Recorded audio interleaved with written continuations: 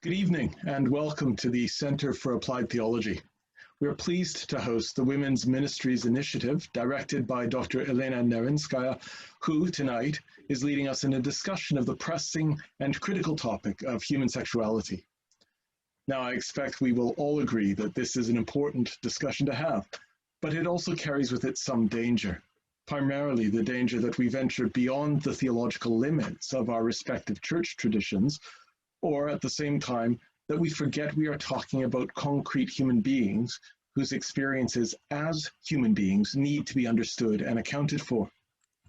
In light of this, then, it has to be said that tonight's discussion is part of a process. That is, it is one sign along the way that may lead us to the right destination.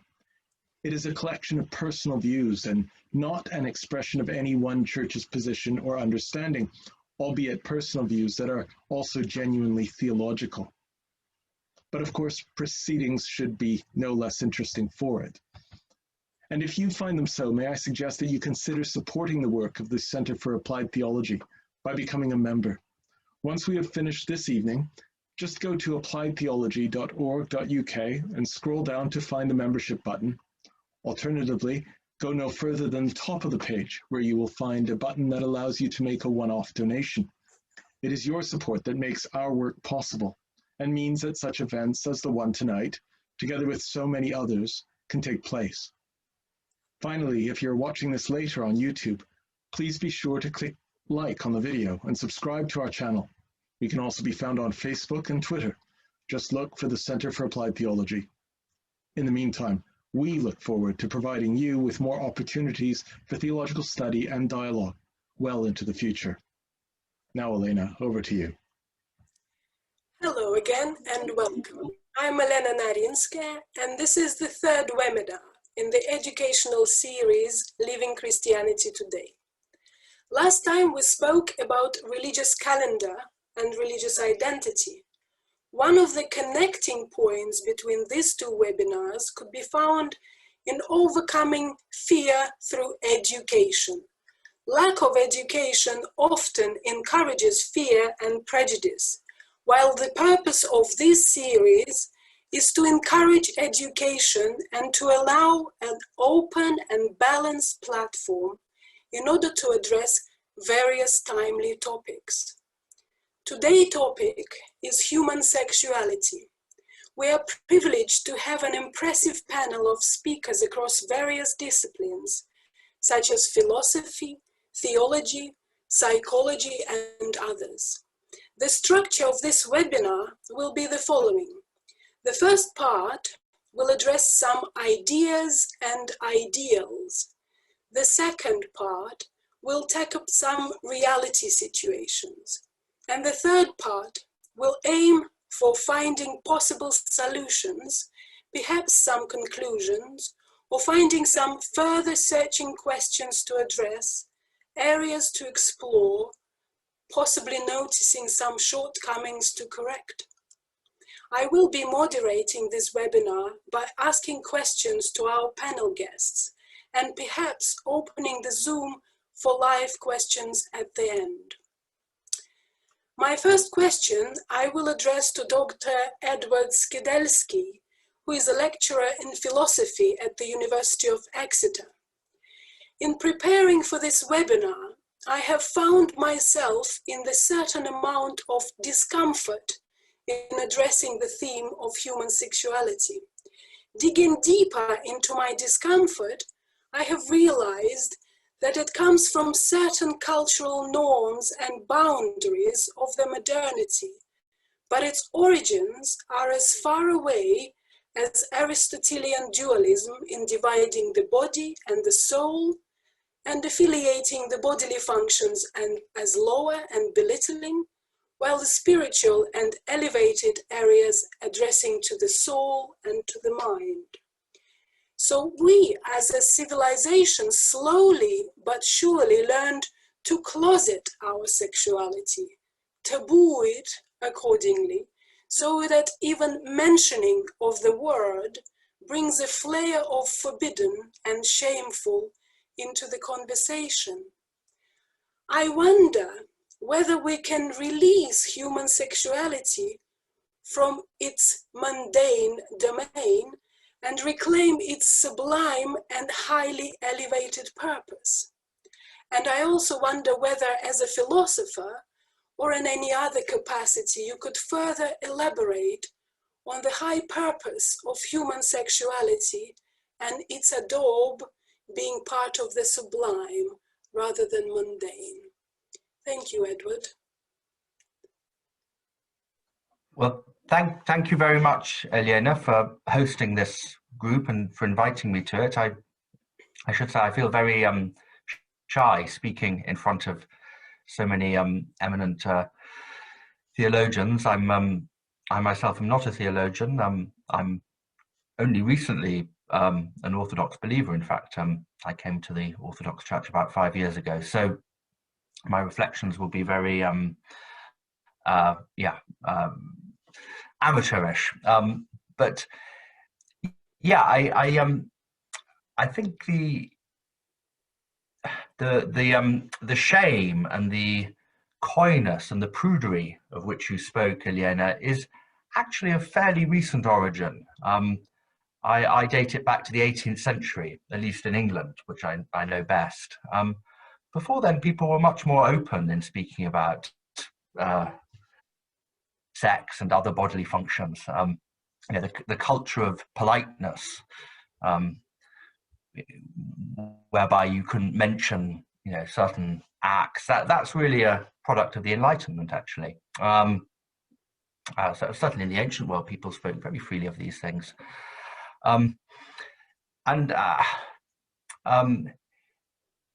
If you ask what should a Christian attitude to human sexuality be, I think it should be positive. I think it's a natural desire, therefore God-implanted desire.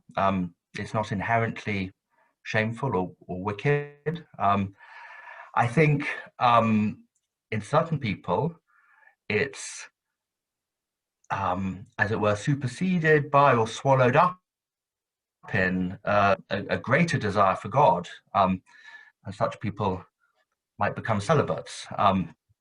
But I think it's important to realize that the desire for God is itself a expression of the same desire, the same eros that leads human beings together. This is, of course, a theme that goes back to Plato, but it's one that was emphasized by many theologians of the early church, most famously Augustine in his Confessions, but also many theologians of the Eastern Church as well. Our desire for God is ultimately an erotic desire, and I think that's an insight that we've somewhat lost sight of in the modern West, but one which our church in particular is well positioned to remind the world of. Thank you. My second question, it's in connection to what you said, Edward. I will address to Professor Thomas O'Loughlin, Professor of Historical Theology at the University of Nottingham. If we are to look at the human sexuality from the theological point of view, then it is to be considered as a gift of God to the created world. Whether human sexuality extends beyond the boundaries of the created world is perhaps the question slightly beyond the boundaries of this conversation. But looking at human sexuality as the divine gift to the creation, one has to take full responsibility for such a gift in order to multiply it and bring appropriate fruits, be it an expression of love, intimacy, empathy, compassion, connection, unification, when two become one on many levels, and so on. May I ask you to elaborate on human sexuality as a gift of God? And in this context, may I ask you to further address human sexuality as an expression of love to God, to the other person, and perhaps even to oneself? Thank you. Well, thank you for such a simple question. I'll begin not here, but somewhere else. Last week I was listening to the television news at 10 o'clock. And the first section was on COVID, and the second bit was on the increase in the nuclear stockpile of weapons in the United Kingdom. As ever, there was a 30-second piece to camera explaining the background to some new drug they had and how it affected human cells, and that led to recovery, peace, and happiness. And then there was a piece on how the new warheads would work and how they would be the best way to increase the amount of pain, death, and destruction at the touch of a button. One of the things that amazed me was that I could not follow a jot of the biology.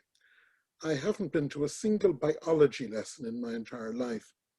I think I went to one in school, there was one. But I could follow virtually all the physics of how to blow the world up. And it brought back to mind when I was in school, a very good friend of mine who wanted to become a doctor. And he asked the teachers, could he study biology instead of physics and chemistry? And I went to a very old-fashioned school. It taught classics and it taught sciences.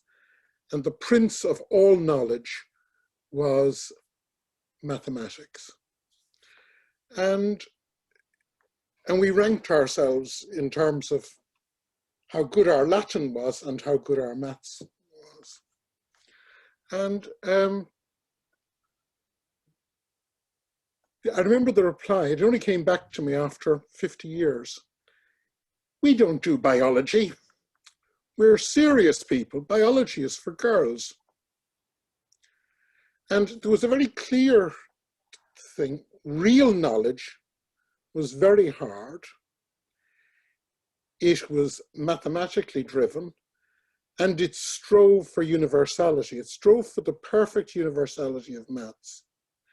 And of course, that is an idea going all the way back to Plato, though we got it in the West. I'm speaking as a Latin theologian.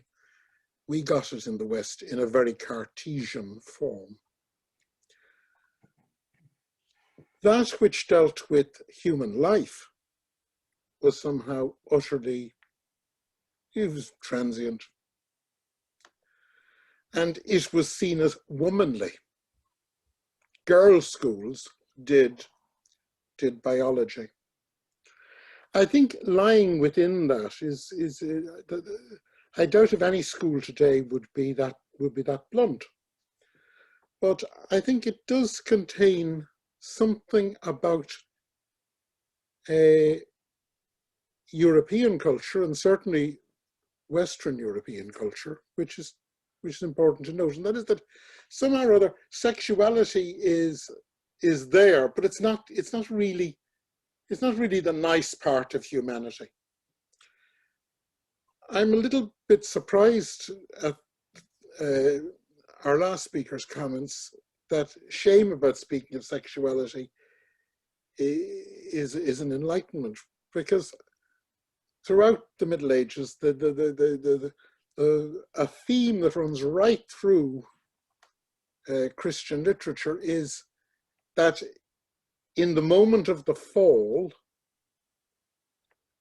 they discovered they were naked and they were ashamed.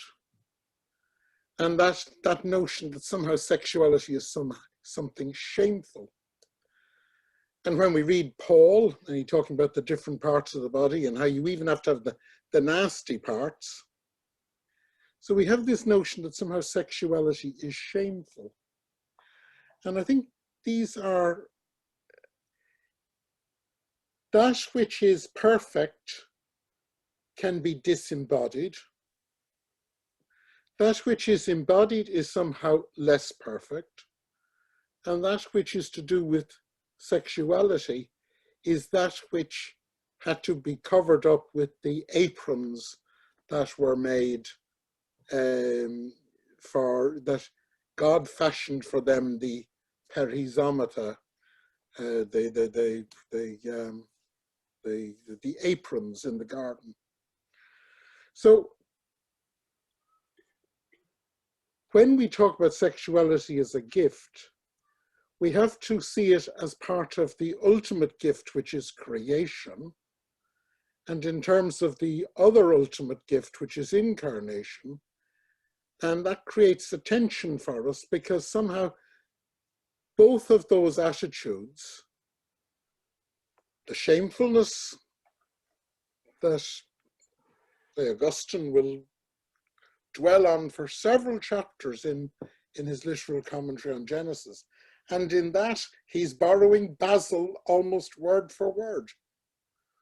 So there is a sexuality is that which is to be feared and is somehow less.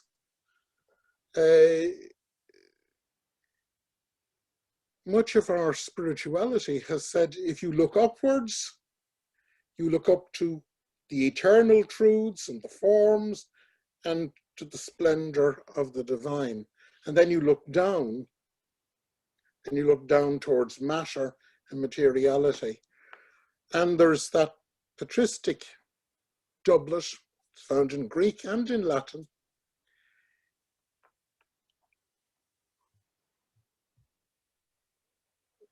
Commenting on Genesis, increase and multiply. Marriage, it multiplies the earth. But celibacy, it populates heaven.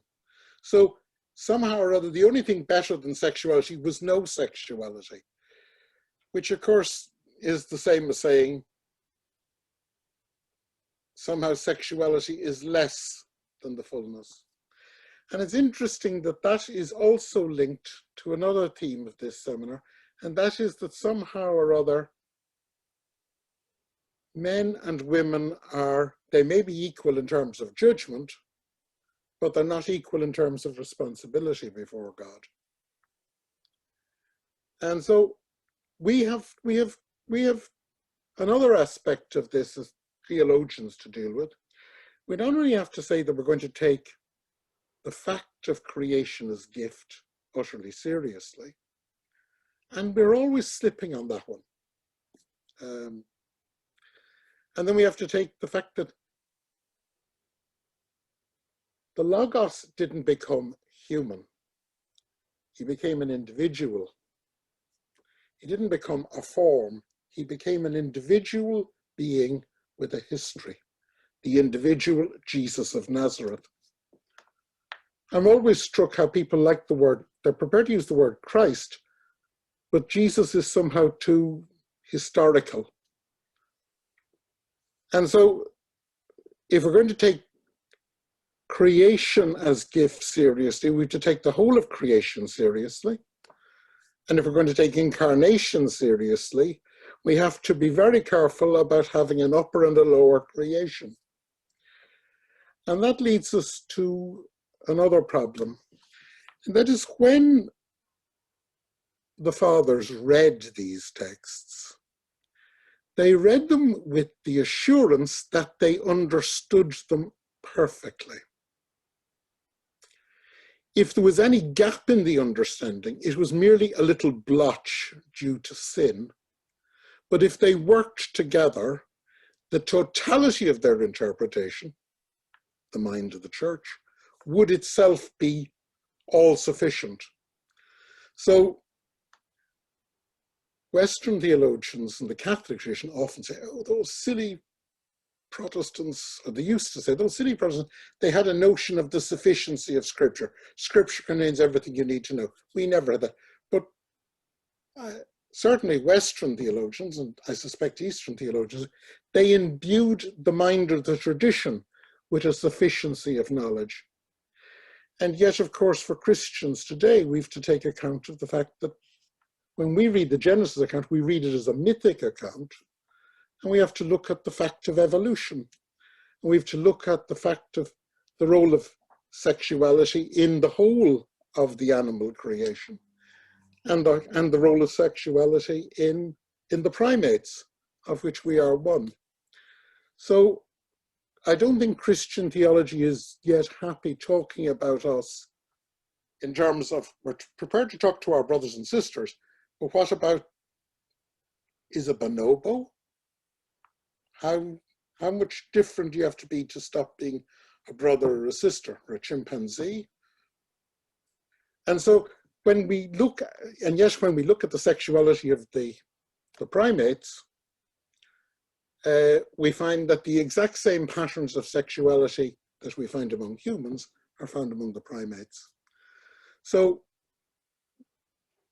I think we have a theological problem in that we have to value creation and incarnation, but we also have another theological problem in that we have to admit that we are in a situation where we take the equality of men and women as just a fundamental human fact, and we take evolution as a fundamental fact of our history, and these create a particular hermeneutical problem for when we speak about sexuality.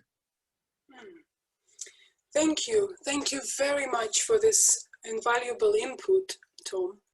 My third question will bring this conversation from the realm of ideas and ideals and into the almighty now. I'm calling this part of the webinar a reality check. I address my question to Reverend Dr. Ian Graham, an Orthodox parish priest in Oxford, United Kingdom. Once I have heard an Orthodox priest reflecting on his experience with marrying Orthodox couples, stating that the high 90% of the people being wedded in the Orthodox Church are already living together. And here we notice some disconnect with, let's call it, dogma or kerygma, or in lay terms, between the idea, ideal, and the practice. I also can see further drama unfolding by this reality, testifying to the fact that perhaps the Church is no longer in touch with its people, or the people are more and more disconnected from the Church. They seem to be no longer sharing the same ideals, or maybe the same Christianity, or perhaps they do not follow the same Christ. Here we enter a much deeper and more dramatic conversation. We will try to talk about it in 2 webinars down the road on the 17th of May, when we will have the webinar on the challenges of modernity. But as far as the question of human sexuality is concerned, what can be further unraveled about the disconnect between the people and the Church, especially when people are theologically make this very Church? Father Ian? Again, thank you for a nice, straightforward question, Elena. I think one of the things one can say in response to this is that, picking up where you began, I'm not sure how far it has ever been the case that people have not had some form of sexual experience before they were married across quite a wide range of the population. And the, to use a nice rude word, the fetishization of the marriage service is not specifically a Christian thing, and it's not by any means a biblical thing. If you look back at the patterns in Scripture, the basic Old Testament way of marrying was to have a party and bed the couple. There weren't things to be said over them. There weren't special promises to be made. And in the Eastern tradition, there are still no promises to be made.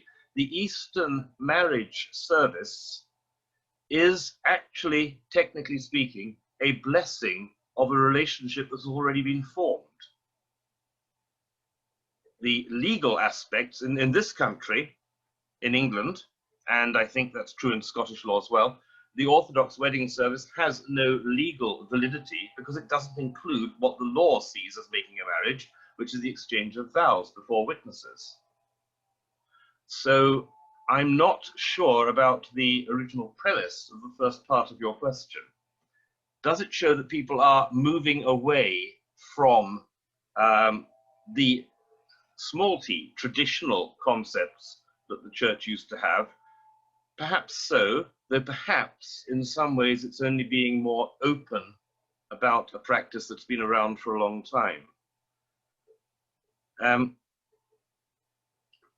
More generally, I would like to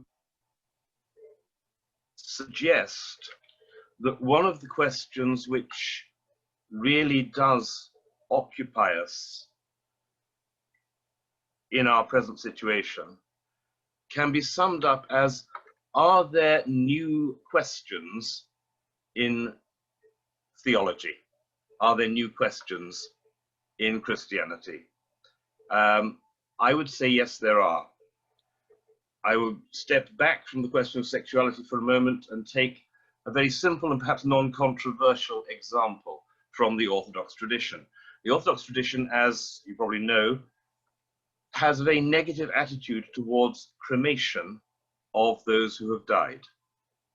If you ask people why this should be the case, the usual answer I have been given has referred to 4th century pagan concepts, as touched on indeed by Professor O'Loughlin, of the lower value of the body and the lower value of the spiritual world, and therefore cremation is seen as a way of saying the body has no value. And Orthodox Christians say we do not agree with this. We say the body is part of the person, it is valuable, and therefore we must treat it with respect. However, I come from a society in which, for many people, cremation involves treating the body with respect. When my uncle was cremated, part of the package was a small plot with a rose tree growing in it, into which his ashes were interred, and my aunt goes and tends that rose tree on a regular basis. I know from my back in, say, a couple of generations back in my family, there were people who would have the ashes of great uncle William on the mantelpiece, and they would be kept with love and respect.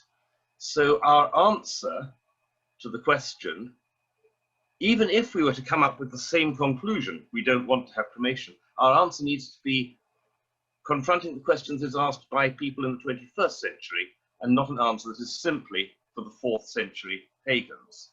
So I think that's an important question.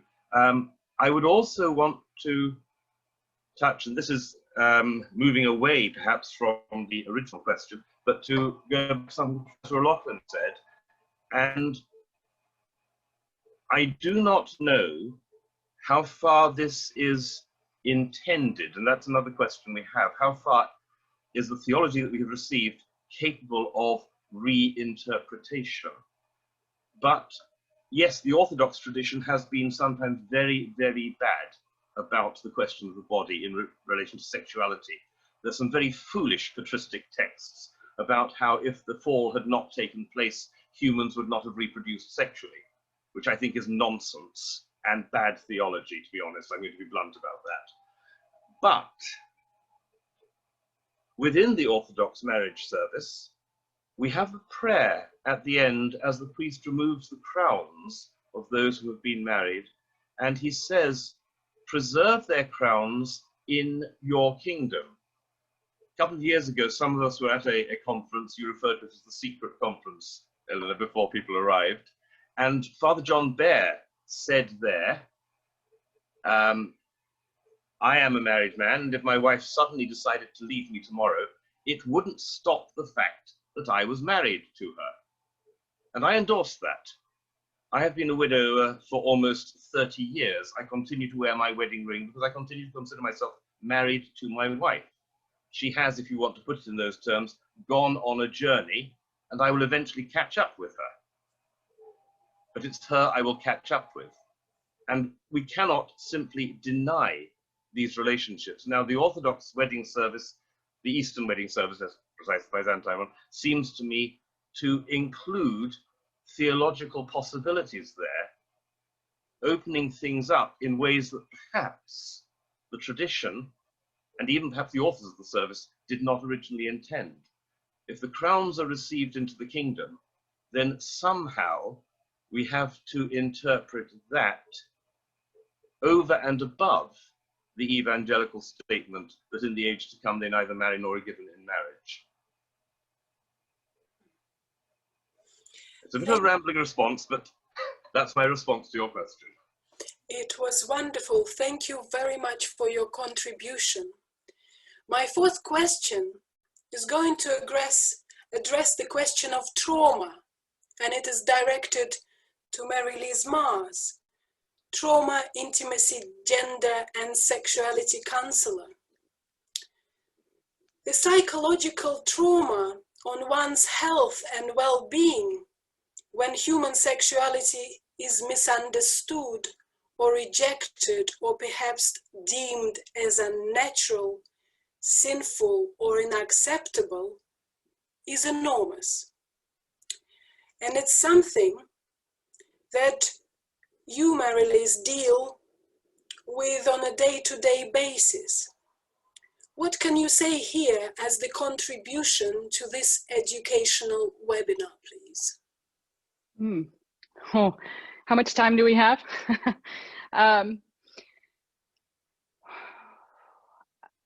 Trauma is profound, and it has a profound effect on the lives of people who experience it. In this particular case, what we're talking about is an incongruence that's created in the identity, the very identity of people who are denied the opportunity to express their sexuality. Now, what do I mean by sexuality? I'm talking about emotional feelings, social and physical behaviors, spiritual beliefs, sexual performativity, sexual preferences, wants, needs. I'm not just talking about sexual orientation, because I think a lot of times in the church we get caught up on that, but that's not the only thing that I'm talking about. Anytime that these issues and experiences are denied or repressed, or we get messages that these experiences are sinful and not welcome, then this creates an incongruence. It creates a situation where our behaviors are not in line with our beliefs, our morals, our values, or the beliefs, morals, and values that we have been taught and that we are taught are acceptable. And so this split occurs within us.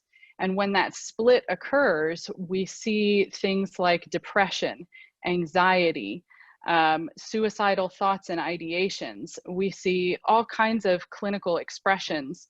It's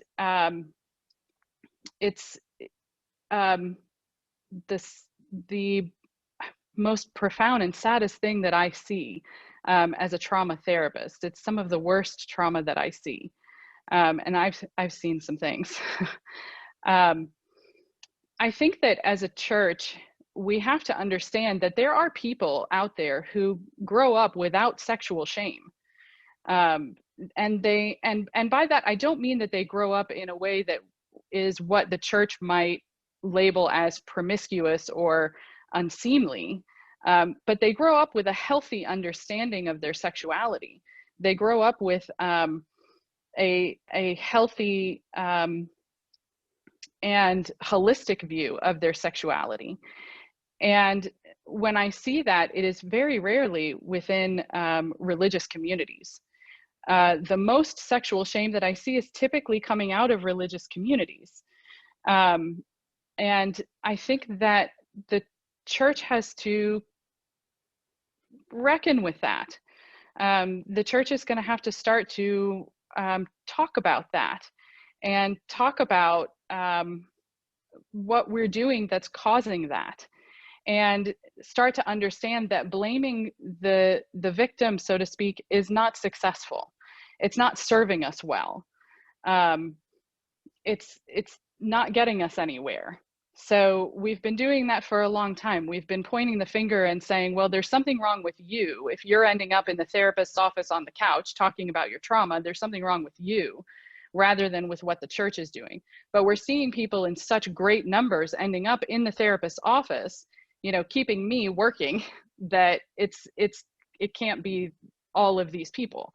You know, it has to be something that we're doing as a church that's not serving us well, and we need to start looking at exactly what that is. So that I think is the question that I would pose, is what can we change? What can we be doing differently? Thank you. Thank you for this important and professionally based and experience inspired contribution from a place that not many of us know that exists, but you live it on a day-to-day basis. And what I've noticed before and now is that there's an enormous pain that comes from you as a person, as an Orthodox believer and practitioner, and as a psychotherapist and practitioner, and you see the both sides of the pain, and you're on the receiving end as a healer or as a therapist, so to speak, and you're addressing this issue, and thank you very much for bringing it to the conversation. I will now give Zoom to Misha Cherniak, and will ask him also to give his contribution to this educational webinar the way he sees fit. Thank you very much, Lena. I wanted to start with one thing. I'm really grateful to Elena for a small mishap that happened on the poster of this event, where I was introduced as a human activist. And I really love that formulation, because I think it's very essential to what we're discussing today, that this is about humanity, that this is about who we are as human beings in our own eyes and in the eyes of God. So I am indeed, I'm a human rights activist. I'm an Orthodox Christian who also happens to be homosexual. And that has been a source of tensions in my church life, in my life with God for many years, until, well, at least 13 years of my life were spent in this tension in a way that I was trying to reorientate myself, or how it's called, repair, in the term of reparative therapies or conversion therapies. And I know that right now in the United Kingdom, this is a very, how to say, very important topic, and it's being discussed in the Parliament and everywhere else. I wanted to say that for me, well, adding to a huge amount of very important arguments that have been already expressed today, I wanted to add one that is particularly speaking to me as a human being. I find it very sad that in the tradition, or at least in the practice of my church, in the Orthodox Church, there is a certain distrust towards personal experience as such, not only for sexuality, but in general. In the Slavic churches, you would even have this word prelist, which is translated into English as a spiritual delusion, where basically, if to put it very simply, anything that comes from your subjective experience is questioned as something that can take you away from God, because divine realities and the church reality is something objective. And the center of the focus of this objectivity is outside of you. And in this framework, whatever your personal experience of God, of yourself, of what it means to be a Christian, what it means to be in relations with God, is not based on what you experience, but on what others think of it and what others believe of it. And I do understand the value that we human beings are frail. We need support from the outside in order to find our way in this life and in relations with God. But at the same time, the level of distrust towards personal experience is appalling. And especially in matters like sexuality, I have a huge issue with this, because sexuality is such a delicate matter, but also such a powerful matter, that any imposed generic answer from outside, especially when there was no question asked, is a brutal force that breaks people. And that's something that Mari has been just telling us about, right? How much trauma there is, how much pain there is, how much alienation there is in terms of alienating a person from themselves, alienating from those whom they love or whom they can love, because how they can love, but also alienating from the families, from the communities, from God and from church. And I'm not only referring to homosexual or transgender persons who have it more perhaps than others, but I also think that unfortunately, when sexuality is being, and let's admit it, has been used by the church historically, and I'm saying this with love to the church, but also loving the church, I must admit that there are dark sides of what the church has been doing in the domain of sexuality. And there, let's admit it, the church has been using this powerful matter also as a matter of control, but also as a matter of, how to say, giving easy answers to complicated questions, right? Even for heterosexual people. So I find it, in terms of, maybe I'm already stepping a little bit in the next part of the discussion, which is suggestions, but I think that we are in a dire need of church theology, anthropology precisely, that is listening, that is empathetic, that is not imposing as such, but that is a companionship, that is accompanying people. Because I think that's something I lacked strongly in my journey of faith, in my journey with God, is the role of the church that is not seen as something, well, which is not using the tradition as a clubber, or, you know, it's not going to beat you for who you are and what you are struggling with, but church as a place of healing, as a place of reconciling with God, with oneself, as a place of discovery, as a place of uncertainty, as opposed to, you know, very strict and categorical answers, as a space which actually, and as a body that actually knows how to admit it was and has been wrong on some issues. Because I think also this lack of flexibility on the part of the church is something that has been hurtful to many people, to admit that the things that we, yes, I mean, Christ has always been and will remain the same, but does that stand for every single thing we think of him and of what he commands us to do, right? So that's my small contribution as a human activist or a human rights activist to this discussion. Thank you. Thank you very much, Misha. This brings us to the final part of our webinar, when we try to learn something new, open up even more to the realities around us, and try to understand something that we didn't before. I will eventually give the Zoom to two of our theologians shortly. Aristotle Papanikolaou, Professor of Theology and co-founding director of the Orthodox Christian Studies Center at Fordham University, and Reverend Dr. Andreas Andropoulos, a reader in Orthodox Christianity at the University of Winchester. But perhaps a small word of introduction to this part of our webinar. The Church historically was, and often is seen today, as a place projecting shame and punishment on people, especially so when they're living in sin. However, the Church is also a cradle of love, the very love that spreads until death and beyond, as Jesus Christ demonstrated to us when he died on the cross. We were trying to look at human sexuality as an expression of love. And perhaps there is a way of bringing these two together. That is, a church as a cradle of love, and human sexuality as an expression of love. Father Andreas and Aristotle, would you like to start leading us into that part of our webinar? Thank you. Father Andreas, go ahead, or Aristotle. Aristotle, yes. Okay. So I don't. This is a really. I mean, the obvious answer is yes. I mean, I think that's the obvious answer. I mean, I think you know, what's love got to do with it? It's got everything to do with it, and obviously, but I think in terms of theology.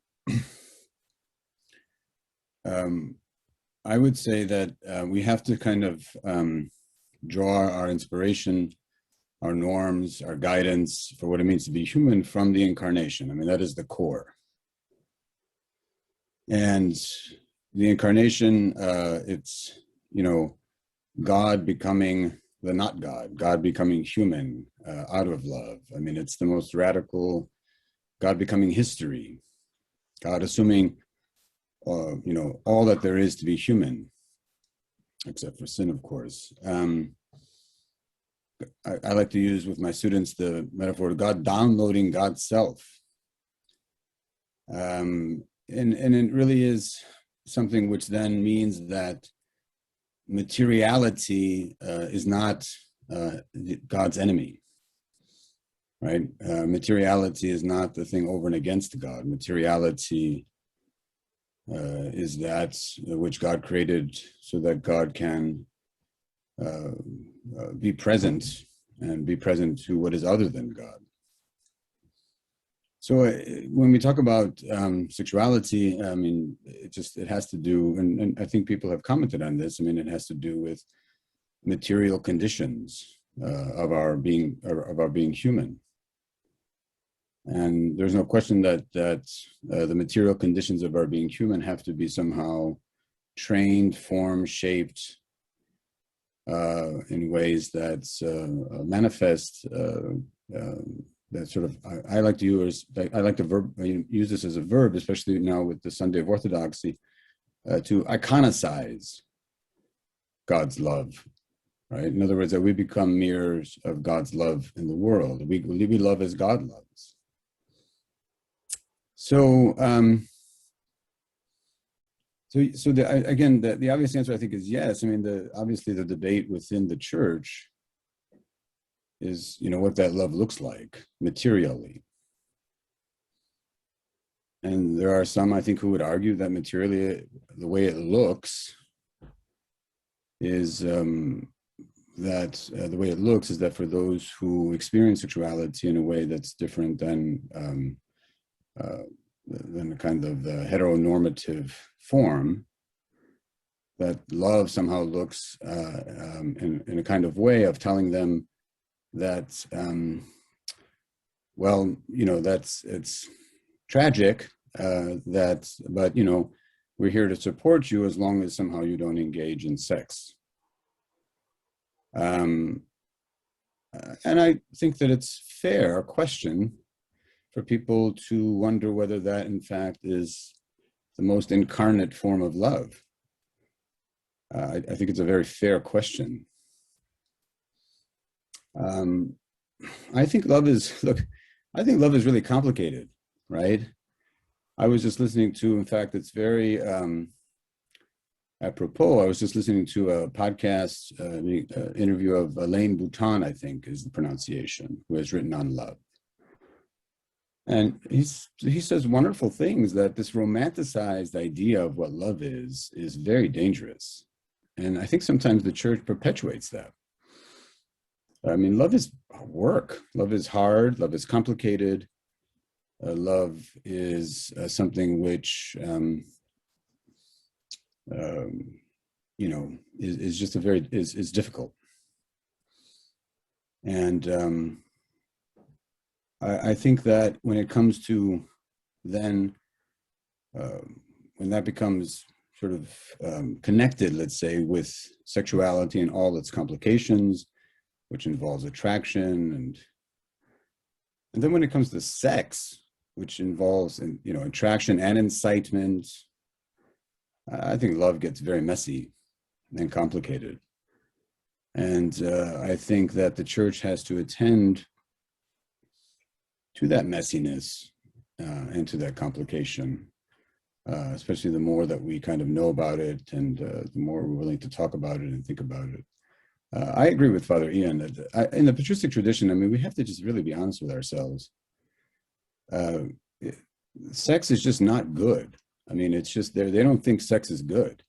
They may think the body is good, but they don't think the sex is good. They just think, you know, sex, have kids, and then just stop, right? And that's the honest, I mean, that really is the reflection of the patristic tradition. And I just don't think that's very, and I think it's okay for us to critically engage our tradition, because as long as we don't deviate from the core, which is the incarnation and the creed and all the theology that is surrounded by that. I just think that it's not consistent, to be quite honest with you. It's not theologically consistent, in my opinion, my theological judgment, with what we say about the core. So I think we need to have a discussion about the complexities of being human bodily, what that means in terms of desire. And there is precedent for that in the reflection on the dynamics of the soul that we see within the fathers of the church, somewhat ironically, I think, right? Like I think Maximus's understanding of the sort of inner workings of the architecture of the soul is actually a good place for us to think about this. Even if Maximus may have said somewhere, or some of the fathers may have said somewhere, you know, just don't have sex, just have it to have kids and then stop, right?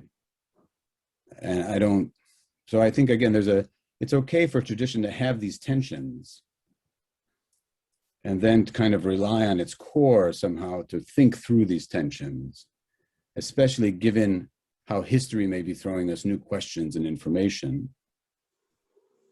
And so I think that we're constantly thinking, getting back to your question, Elena, we're constantly thinking about love and what love looks like, basically. And I think, these issues of sex and sexuality, which now have come to the fore and we can't ignore, is another chance for us to keep thinking about what love looks like, what incarnate love looks like, a love that iconicizes God's love for us. Thank you very much, especially for emphasizing the questions. Having questions to ask is a way to start and to continue and to move. And that's what we're trying to do. We're trying to address questions. Father Andres. Thank you for this. I think this has been a very impressive teaser in the way that we can think about sexuality, because there are so many questions, so complex questions, and we know have just about scratched the surface of the surface, but that's all right. I think it's legitimate for us to do that. And what we heard in the last hour is, I think from many of the speakers, a sad observation on our own tradition, which results inevitably to what several of the speakers mentioned as simply trauma, trauma, trauma. And the fact that our own practice, our own tradition is not listening. So I think that what Aristotle reminded us, that we can start with what the foundation of the faith is in the incarnation in this way. It's a good way to start. But then where we go with this, in where we go with this, we can simply not ignore the trauma that the church is also responsible for, or at least at the pastoral level, or at least in a certain way of interpreting our own tradition. And we may find many reasons for this if we start exploring what kind of experience Maximus or Basil or a long series of theologians in our tradition who happen to be monks had to say about sexuality. This, by the way, is not a condemnation of monasticism. It's just an observation that monasticism builds or proposes its own condition for what sexuality is, which does not apply, and monasticism never claimed that. is not expected to apply to all people. But whether we have chosen this or not, the Roman Catholic and the Orthodox Church are governed by celibate people who do not, for the most part, have had an active engagement with this problem, or in as much as it has been reported to them. So that brings us back to trauma, trauma, trauma. In all this, I think that the dimension that you brought back at the end, Elena, is one that we cannot do without. Why are we interested in sexuality? Is it because it creates problems? Is it because it is one part of the incarnate condition that we have to deal with? No, the main reason that we want to engage, to talk about sexuality is because it's about love, or it can be about love. And in this, I think it was Telly that mentioned that once again, that if it was not in whoever did, there's so much that we need to explore in terms of the asceticism of love.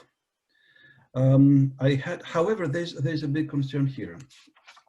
And of course, there's a lot of material in our own tradition that could guide us to find much of this. Mostly biblical compared to patristic, because you are all right in terms of what the main attitude of the patristic tradition is.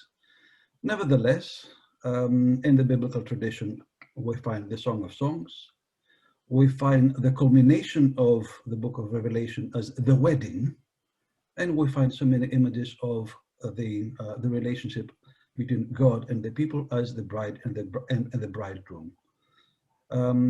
And it's so short-sighted to interpret this only from within the context of a legitimate, legal marriage. As to the process, to come back to something that Father Ian mentioned, I think the process, the way we understand what a wedding really is, I think it's very telling in what the ceremony actually says. One very difficult question, very ugly question that sometimes is circulated especially in Orthodox circles. I don't know if it happens elsewhere, would not be surprised, in relation to what is acceptable and what is not acceptable in sexuality, is that sexuality is a sin 5 minutes before the wedding and a blessing 5 minutes after. Well, obviously that's not the case. That cannot be the case. Instead, as a blessing in what already has taken root in the lives, in the hearts and the bodies of the two lovers, we can see it as a process similar to the canonization of saints, where the church comes and recognizes something that has been there. But that would propose a different direction rather than the question of, can we now make it legal? Very different attitude. And what may be a way for us to explore in the future is precisely this attitude. In relation to hard theology, the foundation of right theology of the incarnation, as Telly reminded us. But the concern I would like to express here is, and to what extent we would like to develop something that may have the danger of becoming prescriptive. Now, the background for this is, of course, we have been influenced very much, especially in the Eastern world, by the Philokalia, which is a wonderful collection of ascetic writings compiled by and mostly for monastics. It's wonderful when we know what it is for, sure. I had this conversation with a few friends a few years ago, and I noted that while this is a good part of our tradition, the Philokalia of love has not yet been written, which could likewise be a thesaurus of texts and reflections from the biblical, the patristic, and why not also the modern times about love and sexuality. But then one very interesting objection that was given, that came up in this discussion is that, well, that sounds like a wonderful idea, and maybe it would help in some ways, but what if that became a prescriptive direction? If this is taken as the proposal of the church that this is how you should do it. So I think that while it's extremely useful for us to explore all these questions and keep exploring them, and I think the consensus in this meeting is very much that we have no other option but to question and critique our own tradition from the inside, trying to remain faithful on the incarnation itself. That was a big point. However, the future direction of this is inevitably a connected question of what kind of theology or what kind of pastoral direction do we want for the future? A prescriptive church, or one that simply poses questions and tries to illuminate without expecting the punchline, without expecting the conclusion.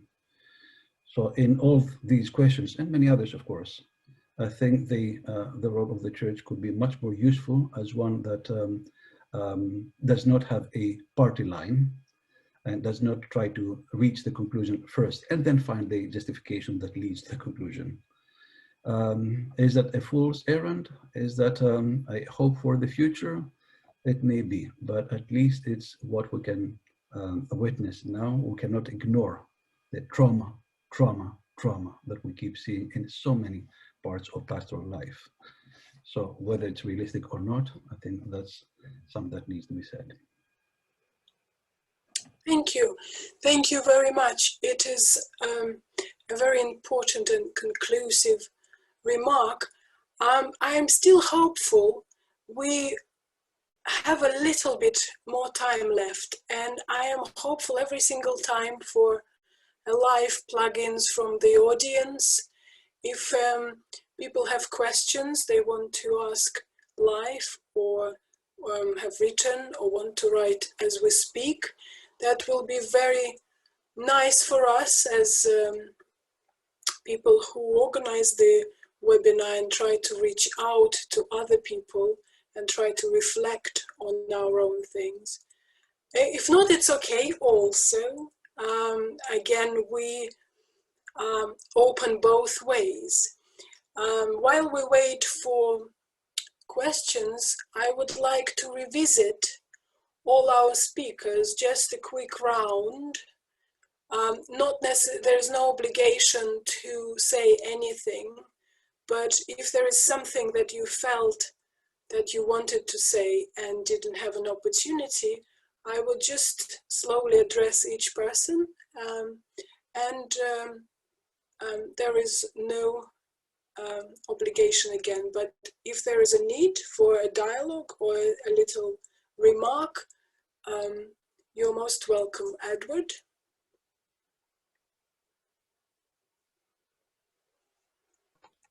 Yeah, I'll just say very quickly, yeah, there's been a lot of talk of the need to critique our tradition and so forth, but I think our tradition does contain a thought which we should affirm and be proud of, because it's a very true and beautiful thought, which is that our eroticism does not rest content or doesn't seek satisfaction merely in a congress of the flesh, but seeks something higher. It seeks God, and that is I think a very profound and important thought, and one that we should not be ashamed to affirm.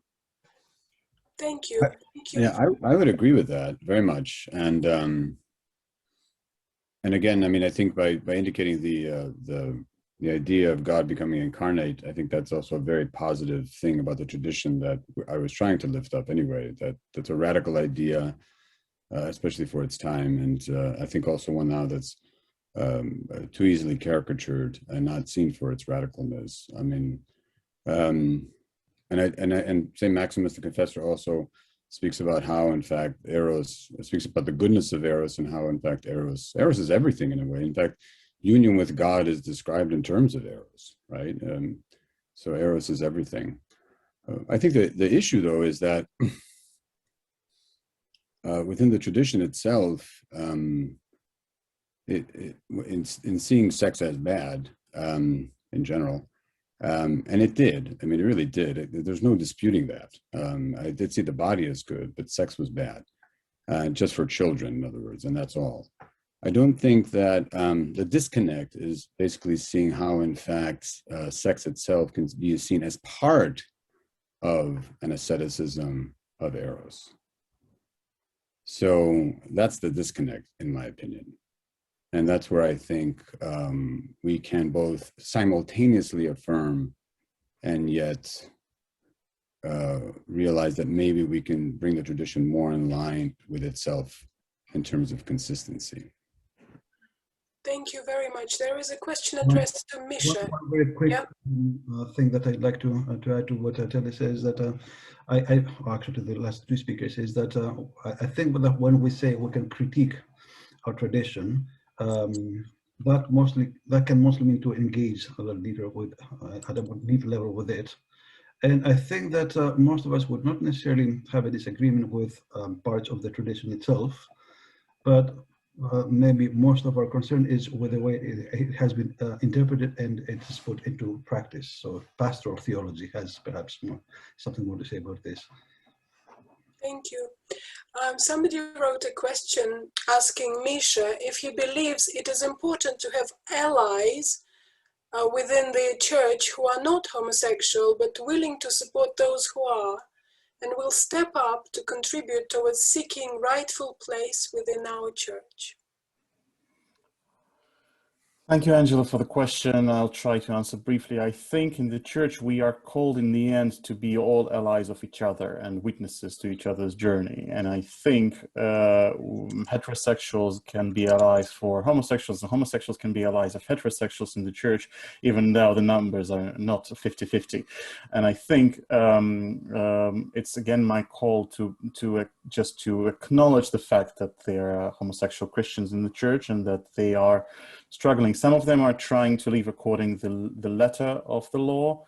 Some, like me, after 13 years of trying to do that, I decided that that's not the God I believe in. And I decided that the God that my church has always been showing me is about something else. And so, and this is, as you can imagine, it's a difficult journey because you then kind of, how to say, this is again very unorthodox, right? You're very daring, you're very subjective, you are very insubordinate, and where's your obedience and humility, right? So, but I think that there have to be spaces at least to share those experiences, and I think currently there are virtually none such spaces. And that's something that I also call for, to have spaces for this, and for the also for the hierarchy, which does hold the power to opening of spaces, any kind of spaces, to listen to, and that's also an exercise. So yes, Angela, allies are needed, because without allies, such spaces won't appear. Not even mentioning any changes in the teaching, because we're not at the level of talking about the changing of the teaching. We're at the level of people being afraid to even share their questions with the priest, because they're afraid of being literally thrown out, not mentioning banning from communion. So yeah, that's it. Thank you very much. I'll give the word to Father Ian, and there are two raised hands from Nikos and Olga next. Father? Yes, Elena, thank you. You asked whether we had anything we wanted to add. There's one thing I think definitely has to be added. We've talked about the tradition of the church, and we've talked about the problems that arise because much of the tradition is handed on by monastics, and we may not always be able to extend monastic ideas into non-monastic society.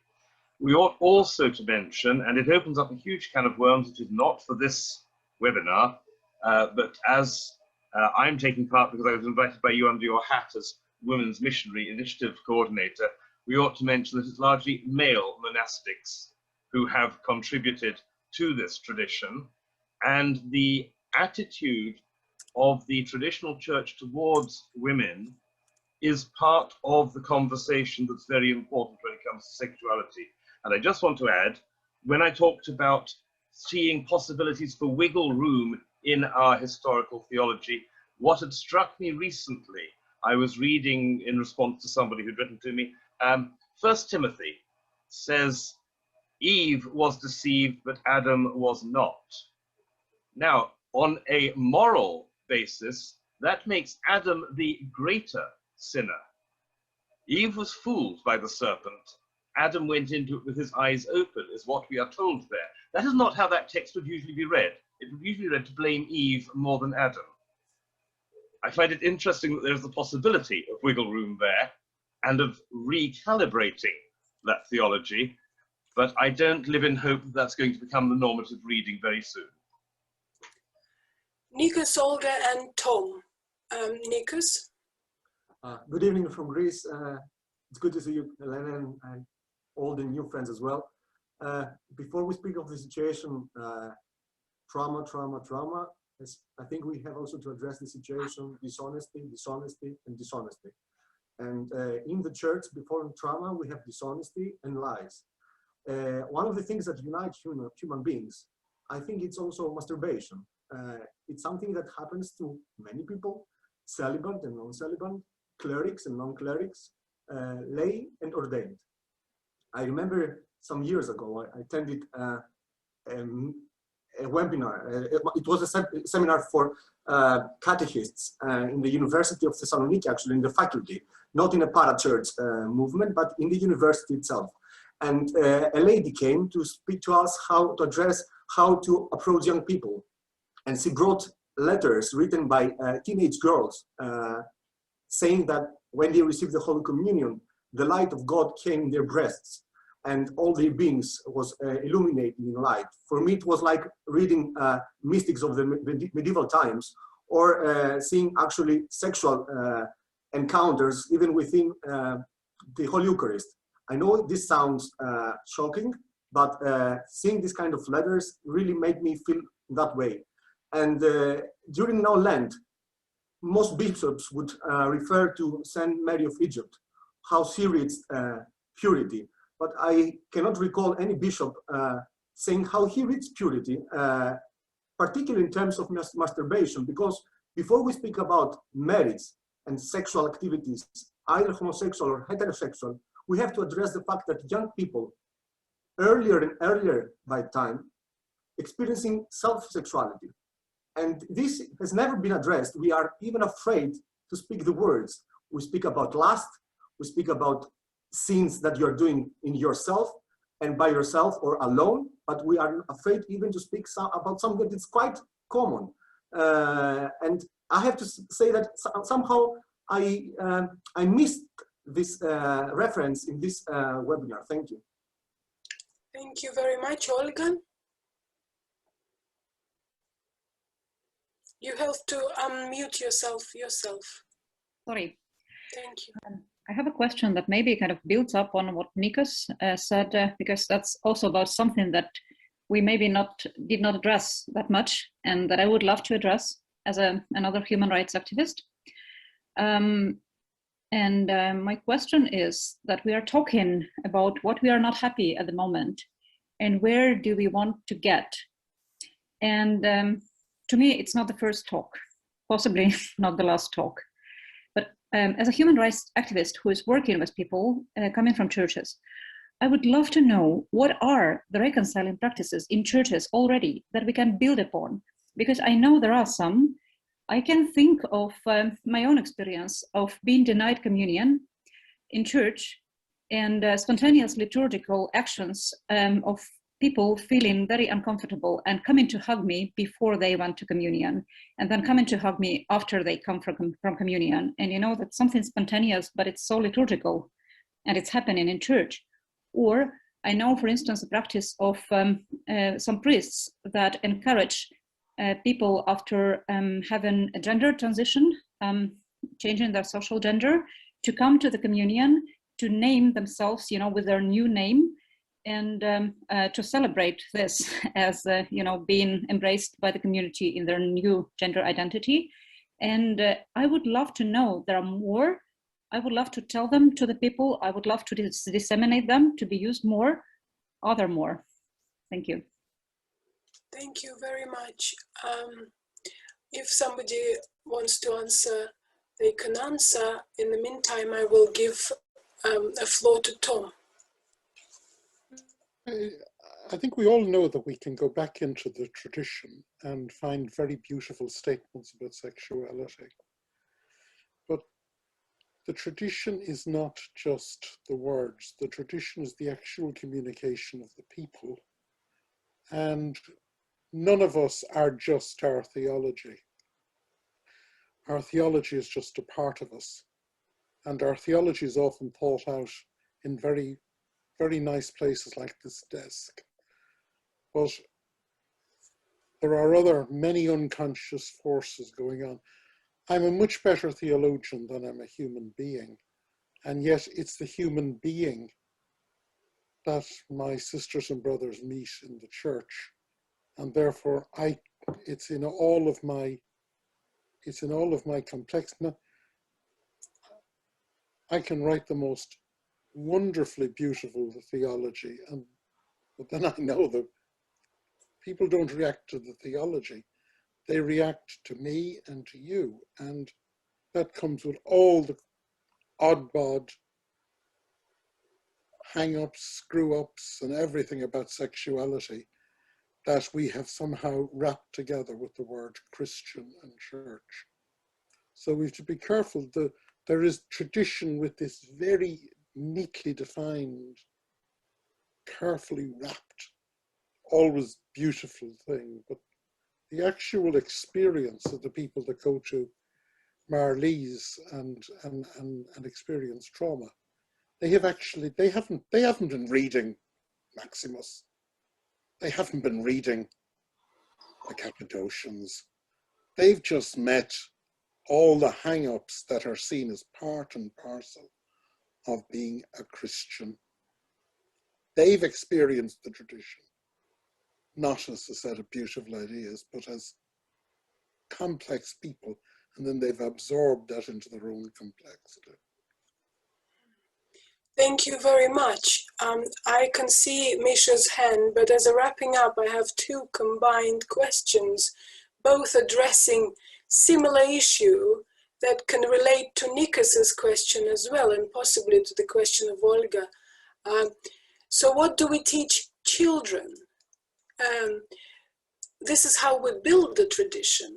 Our webinar series is Living Christianity Today, but we actually live it today for yesterday, so to speak. The way that we live this Christianity with children, and do we have an orthodox teaching for children that is honest, that addresses various aspects of human sexuality in its evolving forms, and we name it by names, or do we prudently avoid and carpet the issues and lead our children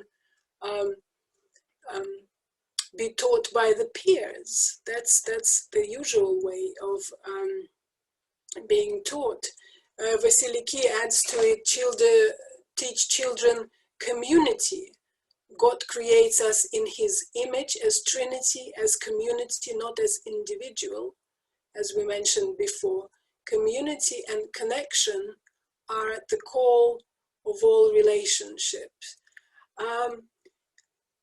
Unfortunately, we have to wrap up. I will still give Misha the word, and if there is a pressing remark, I will allow it. Otherwise, I'll slowly wrap it up and thank you all. Goodbye. Misha. A very just short response to Nikos is that sexuality is not something we can practice in sexual acts. Sexuality is about a human being and not necessarily in relations to others. So every human being, whether that's a celibate human being or a non-celibate human being, has sexuality. So monks also have their sexuality, and that's something that has to be addressed explicitly. So yes, I've heard, maybe not so much to the masturbation question itself, but into the very fact that sexuality as a human dimension, as a dimension of human existence, is neglected. And I think that's something that we've been all agreeing upon today. Thank you. Thank you very much to all the panelists and the members of the audience. I'm inviting you all to attend our next webinar titled Living Christianity as a Woman, and it will take place on the 19th of April at 7 p.m. UK time via Zoom. You're almost welcome to follow Women Ministries Initiative and its webpage and its leads, and we are very thankful to be welcomed here under the CAT umbrella and hope for fruitful collaboration in the future. Once again, thank you for tackling the topic. We scratched the very top of the very top of the very top, but we've done it, and we will put it on the air, and we allow people to access this information and to keep on with this educational initiative, and we keep on building our listening skills, our skills of empathy, our skills of humanity outside of our professional training and expertise, and we'll tackle topics which are outside the comfort zone, not for the sake of provocation or for the sake of scandal or for the sake of arguing, but for the sake of love, for the ability of learning, enlarging our hearts into the capacity of understanding the other and inviting the other into our circle and maybe expanding this circle for the sake of love yet again. Thank you. Thank you very much. Goodbye. Thank you for watching. If you enjoyed this video and found it somehow informative, please be sure to click like and subscribe to our YouTube channel. We would also love it if you visited the Centre on the web at www.appliedtheology.org.uk and took out a membership. At £20 per year, your membership is one of the main means of support on which we depend to carry out our work. Finally, look for us on social media. We can be found on Facebook, Twitter, and Instagram. Just do a search for the Centre for Applied Theology. We look forward to having you join us.